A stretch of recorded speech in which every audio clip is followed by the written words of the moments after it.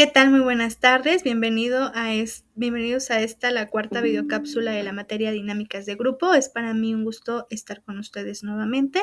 Y bueno, vamos a hablar en esta ocasión de lo que son los diferentes tipos de grupo, las propiedades de grupo y también de las características que debe poseer una persona que sepa dirigir un grupo. Dentro de los tipos de grupo, es importante mencionar que en cuestión de sociedad o integración existen parámetros para identificar a las personas por su forma de agruparse o socializar. Ya dijimos que por naturaleza pues pertenecemos a los diferentes grupos y a lo largo de nuestra vida nos vamos perteneciendo a diferentes grupos de acuerdo pues a los intereses que nosotros tenemos, a los trabajos en los que nosotros podemos ingresar, al tiempo en el que vamos a estar dentro de un grupo o que planeamos estar dentro de un lugar o un espacio, ¿no? Entonces, dentro de los principales tipos de grupos encontramos lo que son los grupos primarios y los secundarios. Como principal grupo, y a este le denominamos grupo primario, tenemos a la familia. Como bien he mencionado, desde el momento en el que nacemos, nosotros ya pertenecemos a un grupo y es el primero al que pertenecemos y que vamos a pertenecer siempre, que es nuestra familia. Entonces, los grupos secundarios se dan un poco más ya por cuestiones laborales o porque practicamos algún deporte en específico, ¿no? Entonces vamos agrupándonos de esta manera de acuerdo a lo que nos va gustando. También existe lo que son los grupos naturales y los grupos artificiales. Cuando hablamos de los grupos naturales, son aquellos grupos de amigos a los que nosotros pertenecemos y que nos integramos a estos grupos, a este tipo de grupos, por afinidad, porque tenemos los mismos gustos, porque nos llevamos bien, porque nos caemos bien, porque a lo mejor somos de edades parecidas y eso hace que tengamos una mejor conexión. Estos son los grupos naturales, los que por decisión propia a los que por decisión propia nosotros pertenecemos. Y también están los grupos artificiales, que son aquellos que son, por decirlo así, de cierta manera obligatorios, ¿no? Por ejemplo, en la escuela nos toca hacer una tarea con un grupo, con un equipo que pues no son nuestros amigos, pero pues tenemos que trabajar porque ya nos lo estipuló el docente, ya nos lo estipuló el maestro y pues con ellos me toca hacer la actividad. Entonces son artificiales porque de cierta manera nos sentimos un poquito más obligados a estar y a pertenecer, pero finalmente pertenecemos porque es parte de nuestra responsabilidad. Así también tenemos lo que son los grupos abiertos y los grupos cerrados. ¿Cuáles son los grupos abiertos? Aquellos a los que cualquier persona puede entrar, es decir, no necesitas reunir ningún tipo de requisitos, eres libre de integrarte a esos grupos y nada más. A esto se le denomina grupos abiertos, todo el mundo puede ingresar. Y los cerrados son aquellos que para pertenecer a esos grupos tienes que reunir una serie de requisitos, ¿no? Que ya te imponen los mismos integrantes de ese grupo. También están los grupos temporales y los grupos permanentes. ¿Cuáles son estos? Los temporales son aquellos por los que nada más vas a estar por un breve lapso de tiempo, ¿no? Por un plazo muy cortito. Ya sea porque fue un contrato que te tocó 2, 3 meses y lo cumpliste y pues sabes que te retiras de ahí, ¿no? De ese grupo. Y los permanentes son aquellos grupos en los que puedes estar por muchísimo tiempo, no hay un tiempo definido, incluso puede ser por siempre, ¿no? Que sabemos que aún así pues van cambiando poco a poco, pero esos son los permanentes. Y estos son los diferentes tipos que vamos, de grupos que vamos a ir encontrando a lo largo de nuestra vida y a los cuales pues vamos a ir perteneciendo poco a poco de acuerdo a nuestros intereses, a nuestras responsabilidades, a nuestras obligaciones, ¿no? Pero finalmente pues siempre vamos a formar parte de estos grupos. Posterior a ello viene lo que son las propiedades del grupo. Hablar de las propiedades del grupo es fundamental porque aquí se marca lo que son los roles. Es fundamental que dentro del grupo los individuos tengan muy claro cuál es el rol que les toca realizar, cuáles son las funciones que les corresponden de acuerdo a ese rol, el sentir que forman parte importante porque ese rol es único. Entonces, el hacer consciente a las personas que forman parte de un grupo de cuál es su función, cuál es su rol, es muy importante porque finalmente cada una de las actividades, cada una de las funciones que se tienen establecidas dentro del grupo son necesarias y solamente las puede realizar pues obviamente la persona que está a cargo de ellas. Entonces, que cada persona, cada individuo sea consciente siempre de cuál es su papel dentro de ese grupo. Como bien sabemos, todos los grupos en todos los lugares van a tener ciertas normas y estas normas es importante que todos los grupos, que todos los participantes del grupo las tomen en cuenta y las puedan poner en práctica y sobre todo que las respeten. ¿Sí? Esto obviamente nos va a permitir tener pues una atmósfera, un clima que sea sano para todos los integrantes del grupo, ¿no? Obviamente está esta parte del estatus.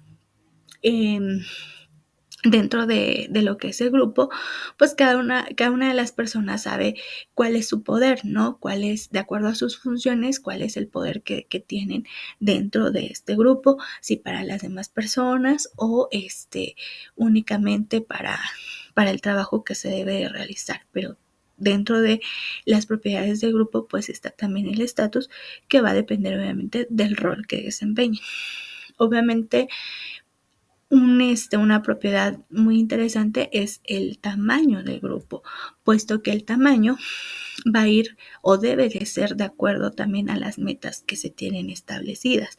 ¿Por qué? Porque si tenemos metas muy grandes y no tenemos a suficientes integrantes dentro de ese grupo, pues difícilmente se pueden cumplir esas metas.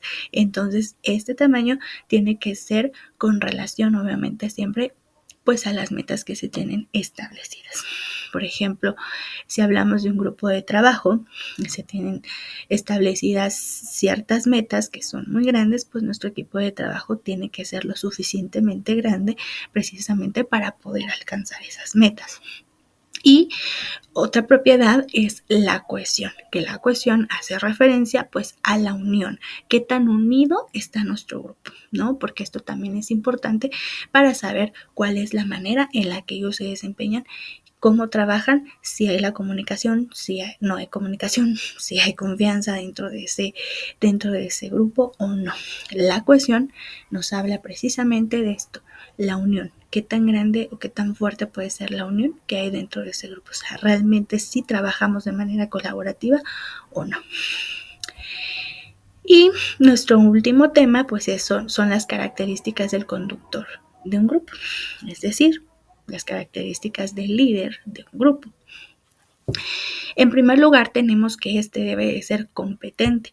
¿Qué quiere decir que sea competente? Que sea una persona que realmente esté preparada para asumir un cargo de este tipo, ¿sí?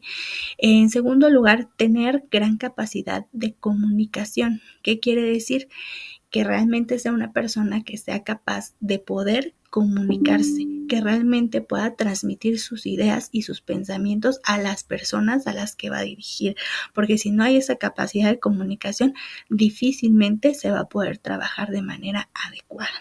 Tener el autocontrol, pues sabemos que dentro de el trabajo en grupo muchas veces se van a presentar diferentes dificultades y diferentes conflictos. Entonces, esta persona pues tiene que ser, que tener autocontrol porque pues no va a ser la primera persona que va a colapsar con un problema o con una situación, sino que va a buscar una situación adecuada y va a controlarse de acuerdo a la situación que se esté presentando, por más difícil o complicada que esta pueda ser. ¿Por qué? Porque finalmente pues el resto del equipo confía en esa persona, ¿no? Ser honesto e íntegro. Esto quiere decir que pues no te vas a, no vas a beneficiar a ninguno de los integrantes del grupo nada más porque tú quieres, sino que eres una persona honesta y le das obviamente a cada uno el valor que le corresponde, obviamente a cada uno lo que le corresponde de acuerdo a las funciones que están realizando, ¿no? La práctica de valores es fundamental para el líder o la persona que va a conducir un grupo. ¿Por qué? Porque finalmente, pues dentro de esto debe de haber la empatía, la tolerancia, que son valores importantes, y la tolerancia por sobre todo, ¿por qué? Porque tienes que saber que los individuos todos pensamos de diferente manera, actuamos de diferente manera, y la tolerancia nos habla precisamente del respeto que debemos de tener ante las diferentes, ante los diferentes puntos de vista que pueden tener las demás personas. También está otro punto muy importante, que es tener muy clara cuál es la misión. Si tú tienes claro desde un principio cuál es el objetivo, sabes cómo dirigir a tu equipo, sabes cómo lo vas a llevar, ¿sí? Y sabes qué es lo que se tiene que hacer, y que si ese plan no funciona, entonces lo tienes que cambiar y tienes que modificar. Pero tienes que tener muy, muy claro cuál es esa misión, cuál es el objetivo que está persiguiendo en común ese grupo. El saber escuchar, pues es importante y forma parte de la comunicación, ¿no? Así como tú expresas lo que sientes, lo que piensas, pues también es importante escuchar y saber cuáles son las necesidades que hay dentro de ese grupo, ¿no? Cuáles son los sentimientos, cuáles son los pensamientos que se van creando dentro de esta atmósfera grupal, ¿no? El hecho de ser una persona resolutiva también es fundamental para alguien que conduce un grupo. ¿Por qué? Porque no vamos a ponerle más problemas a los problemas, vamos a buscarle soluciones, ¿no? Ok, el problema ya está, tengo que ver la alternativa, la forma de solucionarlo, no únicamente es que esto es un problema y, o sea, no, sino buscar rápidamente cómo lo voy a resolver, cómo lo voy a solucionar. Ya el problema está, entonces hay que buscar.